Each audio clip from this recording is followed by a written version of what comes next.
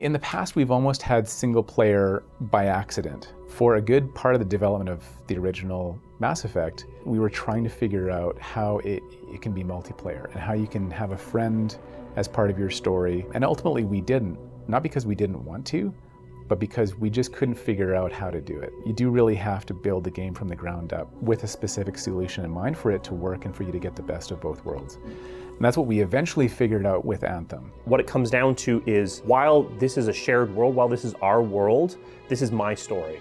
So when I'm in Fort Tarsis, when I'm in the hub, this is a single player experience where I'm interacting with characters, I'm having bits of story, I'm experiencing and learning about the lore.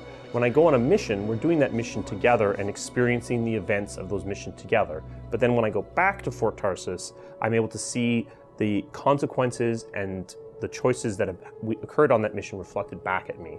So what we're really trying to do is make it be a communal storytelling to some degree, where you can talk about the experiences you had on a mission with your friends and not worry about spoiling things to them, but you can keep the more private moments to yourself and experience that more personal story on your own. Your story is actually really a single player story, and you decide what happens next.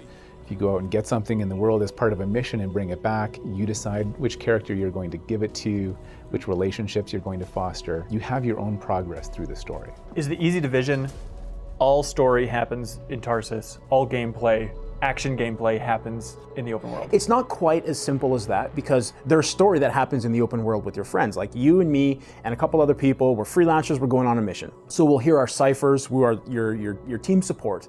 They'll be telling us about the specifics of the mission, where to go, what to do. You'll see some cutscenes in the open world with you and your team. So there's story deliverance in the open world, and there's many ways that we can do that. And when you play the game, you'll see more of that stuff.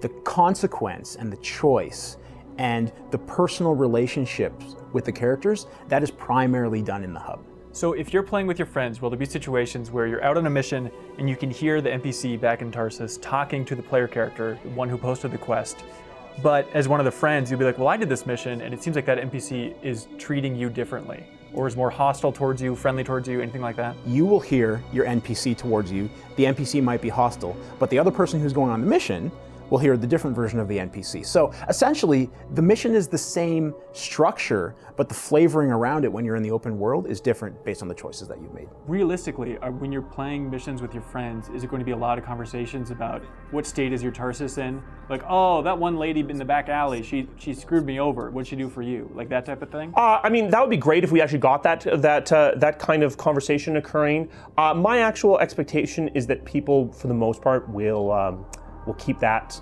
somewhat private. They'll talk about it a little bit. One thing we see with other BioWare games, the single player BioWare games, is that people don't share their story experiences very much. They talk about like their love of the game, they talk about potentially characters that they like, but they're very reluctant to share that experience, partially because it's very personal, but partially because they're always worried about spoilers. I think we'll get a little bit more of that, more sharing, because I know where you are approximately, so I know that you've interacted with that woman, and so that I know we can talk about that woman and not worry about spoiling, even though we've maybe branched.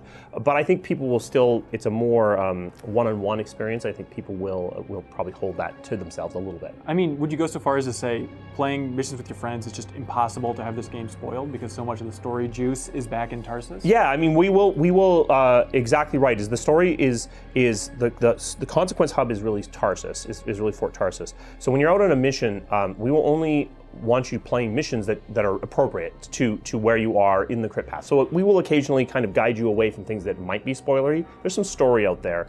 But yeah, pretty much, if you're playing the game with other people, you're not getting your story spoiled. That seems so hard. And imagining what those story nuggets look like in the open world, it's like, how do you keep that from being vanilla? Yeah, I mean, one of the things that you get with a shared world is it means that the changes you can affect to the world are different. Because if it's a single player world, a world where it's my world, then we can do all kinds of things. We can crash a castle into a mountain and cover it in spiders, and that's the world now.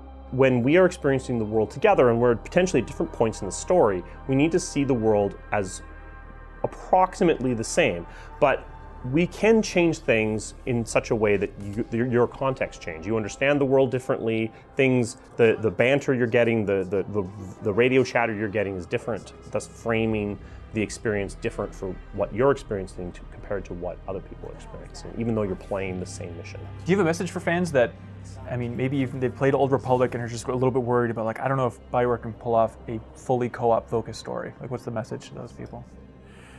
Well, the message that I'd have to people who are kind of concerned about our storytelling is we've been very, very specific about how we want to do this. It's been in the plan from day one. The DNA of this game is about having great adventures with your friends. But that doesn't mean we don't have a great story, great sets of characters, people that you want to learn about, people that you want to form relationships with, people that you want to meet. We have all of that, and we found the way with this framework to be able to do it. And I wouldn't worry about it at all.